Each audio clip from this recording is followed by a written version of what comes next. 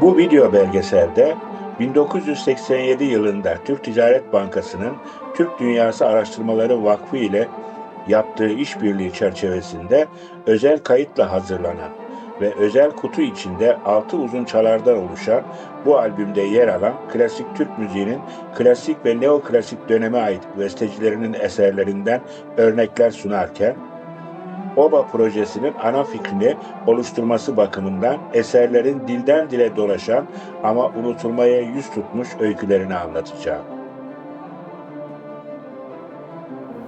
3. Selim, Dellalzade, Hacı Faik Bey, Zekai Dede, Dede Efendi, Itri, Kara İsmail Ağa, Enfi Hasan Ağa, Mustafa Çavuş, Abdülkadir Meragi, Hafız Post, Gazi Girayhan, Ebu Bekir Ağa, Tabı Mustafa Efendi, Hacı Sadullah Ağa, Dilhayat Kalfa, Mehmet Ağa, Hacı Arif Bey, Rahmi Bey, Şevki Bey gibi klasik ve neoklasik dönem bestecilerinin eserlerinin yer aldığı 6 uzun çalarsan oluşan arşivlik albüm, devlet sanatçısı Doktor Nevzat Atlı yönetimindeki İstanbul Klasik Türk Müziği Korosu tarafından icra edilmiştir.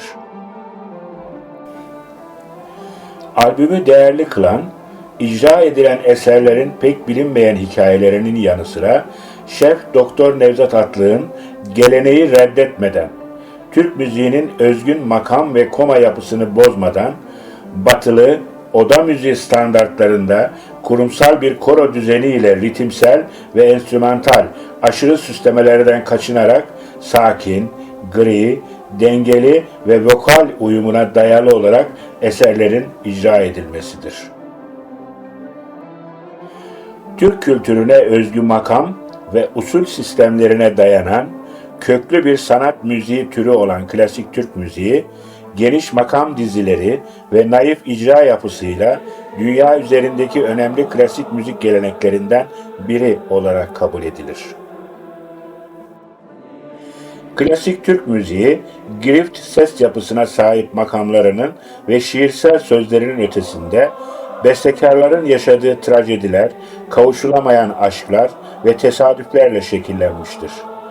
Hafızalara kazınan ve müziğimizin rotasını değiştiren, unutulmaz ancak arka planda kalmış hikayelerden bazılarını hikayeden güfteye, güfteden şarkı olmuş halinin Doktor Nevzat Atlı yönetimindeki İstanbul Klasik Türk Müziği Korosu'nun eşliğinde sunuyorum.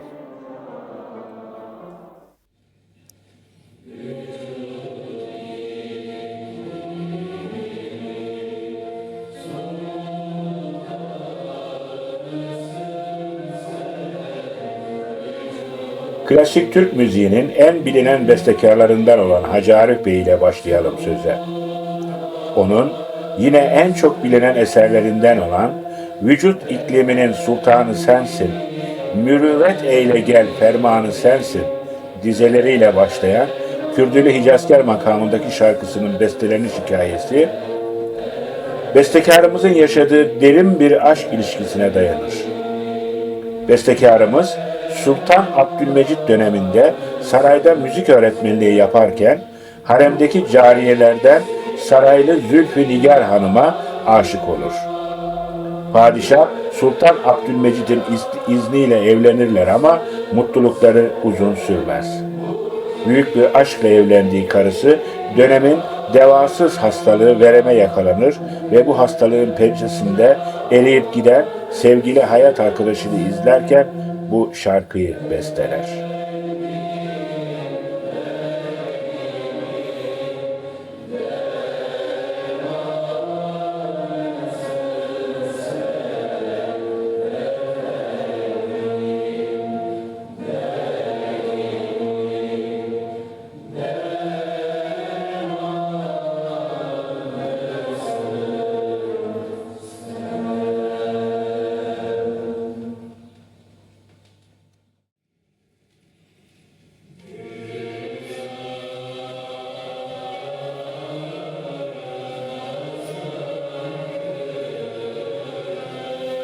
Klasik Türk müziğinin en üretken ve duygusal dehalarından biri olan Şevki Bey, 31 yıllık kısa ömründe 1000 civarında beste yaparak melankolik yaşam biçimini notalara dökmüştür.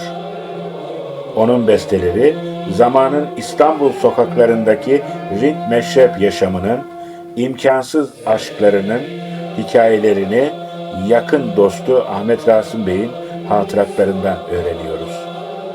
İşte onlardan birisi. Şevki Bey'in aşk kelimesini yüklediği anlam her zaman hicran, ayrılıp ıstırap olmuştur. Dönemin ünlüsü kantocu Perus Hanım'a büyük aşkla bağlandığını hatıratlardan öğreniyoruz. Aşk acısının kadehindeki içkiyle harmanlayan Şevki Bey, yaşadığı derin hayal kırıklıklarını sonbahar hüznüyle bağdaştırmıştır.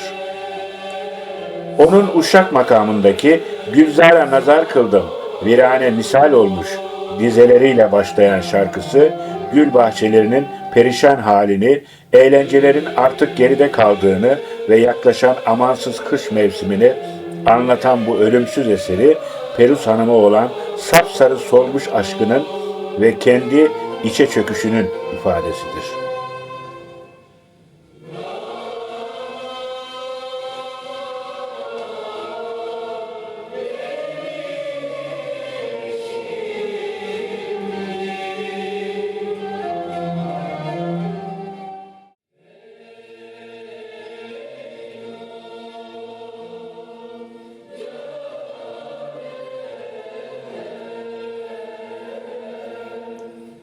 Derin dindarlığı, Mevlevi dervişliği ve yaşadığı büyük insani acıları doğrudan eserlerine yansıtmış, çağının önemli bestekarı olan Hamamizade İsmail Dede Efendi'nin her ünlü bestesinin ardında saray entrikalarından evlat acısına kadar uzanan derin ve etkileyici yaşanmışlıklar bulunur.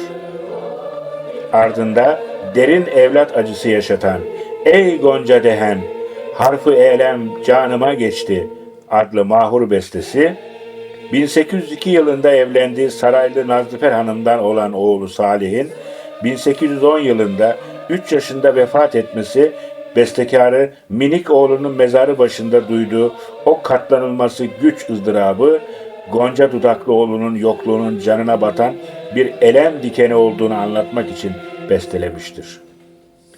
Yaşadığı acının getirdiği şartlar altında sarayda hanendelik yapmak, neşeli fasıllara katılmak zorunda olan bestekarımız Dede Efendi'yi derin bir sessizliğe ve mateme sürüklemiştir.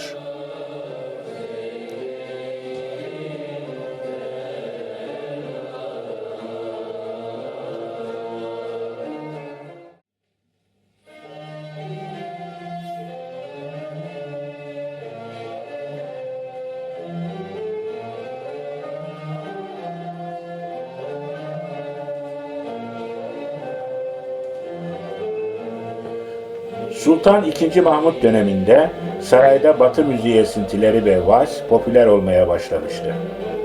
Saraydaki bazı çevrelerin Türk müziğinin ritmini ağır ve çağ dışı bulması üzerine Dede Efendi yerli ve milli bir duruş sergilemek ister. Batı'nın 3/4'lük vals ritmini alır, Türk musikisinin zarafetiyle ve semai adıyla harmanlayarak ve rast makamındaki ölümsüz eseri "Yine bir gül nihal aldı bu gönlümü" şarkısını besteler. Bu eserle bestekarımız Dede Efendi, Türk müziğinin her ritme ve çağa ayak uydurabilecek kadar zengin olduğunu kanıtlamış olur.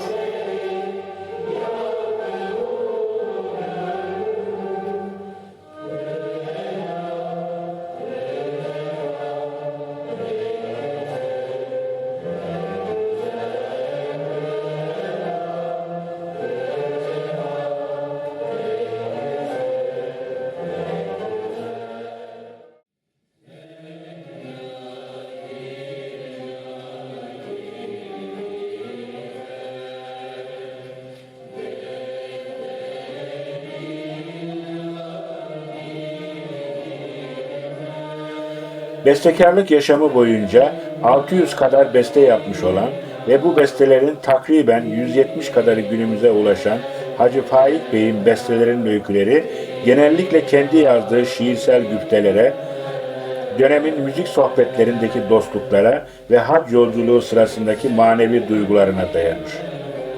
Klasik Türk müziğinin en karakteristik büyük form bestelerinden olan ve 19. yüzyıl sonlarında bestelenmiş bulunan "Pek sevdim efendim seni, gayet de beğendim" dizeleriyle başlayan Dügahkarı, bestecimizin klasik müzik geleneğine duyduğu bağlılık, sanatındaki ustalık iddiası ve kendisinden önceki üstadlara saygısını ifade eder. Bestenin sözleri Hacı Faik Bey'e ait olup iki ana bölümden oluşur. İlk bölüm zarif bir sevgi ifadesiyken son kısmı vasiyet ve dua, başka bir ifadeyle vefa duruşudur.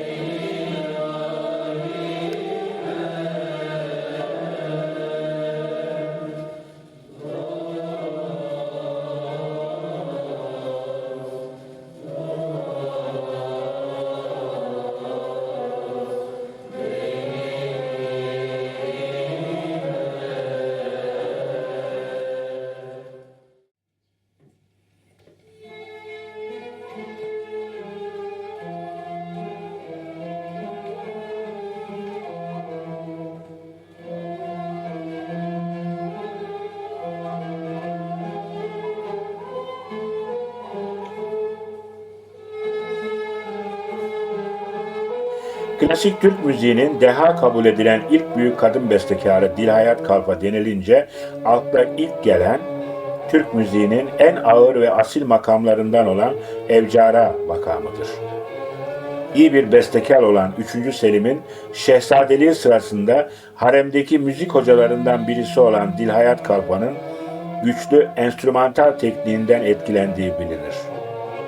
Gökyüzünü, yüceleri süsleyen anlamına gelen Evcara, Padişah 3. Selim tarafından terkip edilmiş olsa da makam asıl karakteristik özelliklerini, güzelliğini kazandıran iyi bir tamburi olan Dilhayat Kalfa'dır. Evcara Saz Semaisi, kurgusal bir aşk hikayesi yerine böyle derin bir sanatsal hikaye ile bestelenmiştir.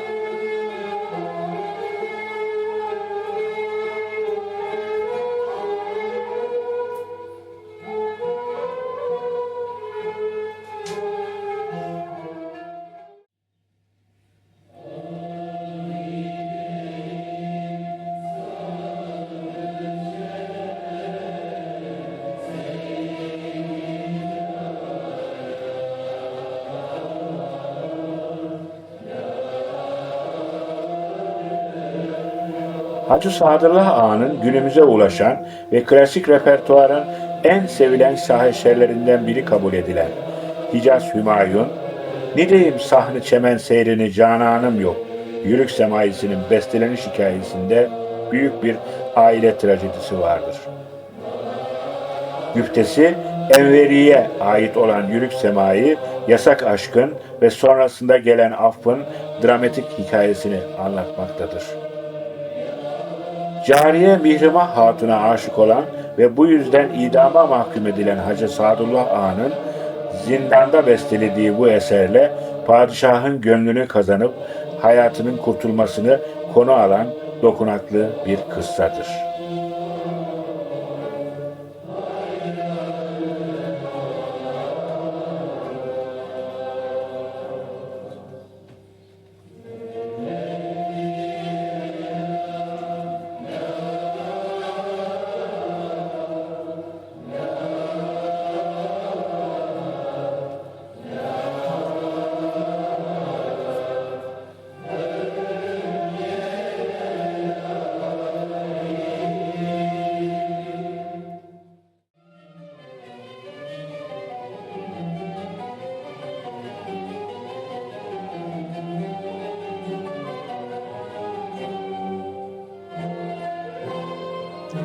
Tamburi Mustafa Çavuş'un besteleri 18. yüzyıl Lale Devri İstanbul'unun günlük sosyal yaşamını, mesire yeri, aşklarını ve saray ile halk kültürü arasındaki köprüyü doğrudan yansıtan canlı öykülere sahiptir.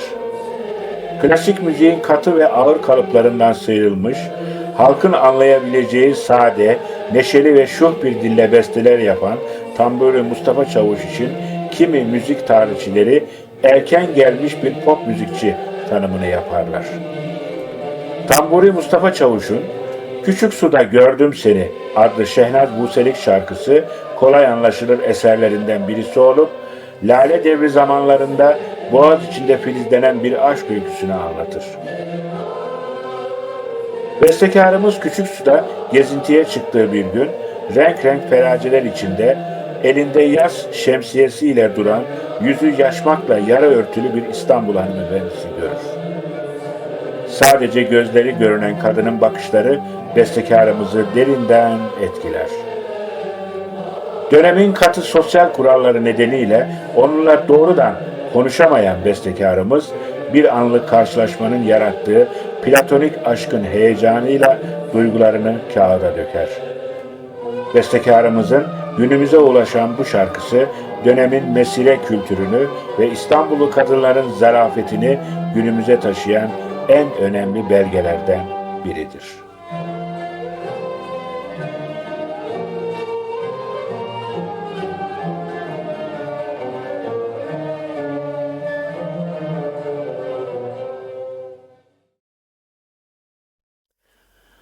Türk Ticaret Bankası tarafından bir kültür hizmeti olarak Türk Dünyası Araştırmaları Vakfı ile yapılan ortak çalışma sonucu 1987 yılında içi kadife kaplı şık bir kutu içerisinde 6 uzun çalar olarak yayınlanan bu albümler günümüzde klasik Türk musikisi açısından nadide bir koleksiyon özelliğini taşırken, İstanbul Klasik Türk Müziği Korosu'nun kurucu şefi Doktor Nevzat Atlık'ın Türk müziği geleceğini batılı bir akademik disiplin, yüksek ciddiyet ve koro merkezli kurumsallıkla geleceğe taşımak üzere kurulu olan müzik anlayışının zirveye ulaştığı özel albümlerdir.